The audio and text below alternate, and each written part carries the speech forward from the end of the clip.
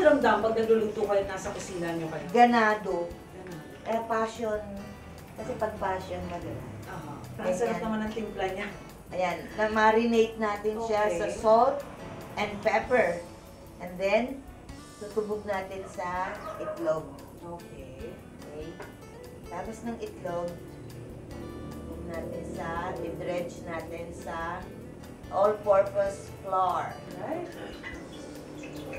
So, deep-fried po dapat. Deep-fried. Tapos, wag din masyadong malakas ang apoy. Masyadong nabibigla. Matapos ang ilang minuto, tapos na ang fried salmon belly ni Tita Nova. Kamusta kaya ang lasa?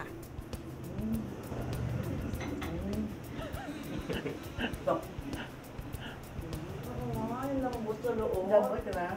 Yung fins to eh. Ang sarap. Ay, ang sarap. Ang sarap. Last bite. Okay. So, time mo ngayon, no? Time mo ngayon. Sabi nila, pag nakita mo, yung type mo, baka siya na yon ang destiny mo. Sa loob ng halos 5 dekada ni Nova Villa sa mundo ng telebisyon at pelikula, maraming beses na niya tayong pinatawa at kinasaya. That's it! Pero magpahanggang ngayon, wala pa rin siyang kakupas-kupas at very in-demand pa rin. Miss Nova Villa and Freddy Whip! Kamakailan, nag-guest siya sa morning variety show na basta everyday happy. Magdi-date sila. 1 week. Puntahan niyo lahat ng Sogo.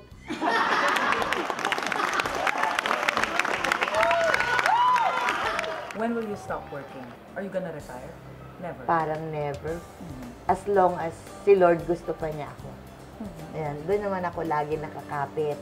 Sabi ko, kung saan mo ako dadalhin, pagsisikapan kong pagbutihin lahat na ibibigay mo sa akin.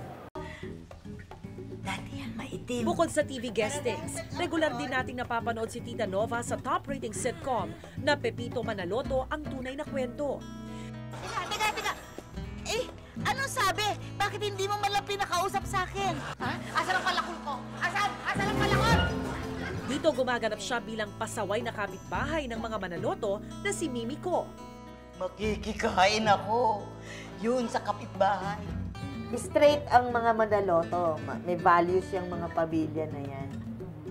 Ako hindi. Ganon. Ako yung pwedeng mag-swindle. Ako yung pwedeng chismosa. Ganon.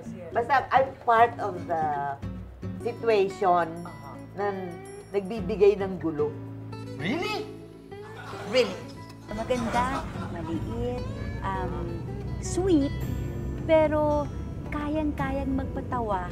Concert? Yes. Ahoy, hinihintay na kayo ni Tommy. Halika na. I'll see you later. Pag siya ang gumagawa, parang laging, ang cute. Parang gano'n, oo. So, iba siya. Iba rin si Tita Nobs talaga. Mamaya naman, mag-shopping na muna tayo. Shopping ka dyan. Parang director na rin siya. Siguro sa katagalan niya sa industriya na ito, alam na niya more or less ang dapat ang timing, or mga extra business na dapat gagawin mo. Veterana mang maituturing si Nova Villa sa mundo ng showbiz. Marami pa rin daw siyang gustong subukan. Isa na rito ang pagsabak sa paggawa ng independent films o indie. Kamakailan nga lang, itinanghal ang kanyang pelikula para sa Cinemalaya Festival, ang First Ko si Third. Tignan mo yung mama doon. Naku! Nagbalik si Third! Nagbalik mo yun ang first love mo! Malaki ang difference sa regular pelikula. Nanibago talaga ako. Sabi ko, ganun pala yun. Dito, hindi mo kailangang magpatak ng luha or magpatak ka mang tumitig ka na lang. Pero, kailangan makita sa mata mo ano ang nangyayari. I see.